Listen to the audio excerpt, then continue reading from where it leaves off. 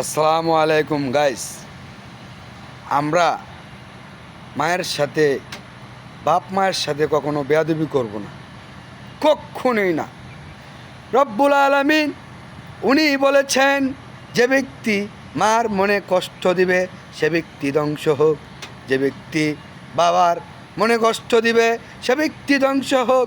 আর রব্বুল আলামিন বলেছেন, যে ব্যক্তি বাপ মার সাথে চরিত্র নষ্ট করে কথা বলবে, চোখ তুলে তাকাবে, চোখ গরম করে কথা বলবে, সে ব্যক্তি সারাটা জীবন যদি পরিশ্রম করে একটু ভালো থাকার জন্য, রব্বুল আলামিন বলেছেন জীবনেও সে ভালো থাকতে পারবে না।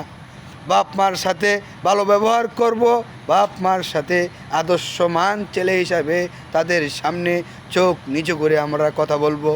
রব্বুল আলামিন উনি আমাদের বাপ মারকে হায়াত বাড়ায়া দেও, আমাদের চোখের সামনে আজীবন যেন বেঁচে থাকতে পারে, আর আমরা যেন তার খেজমত করতে পারি।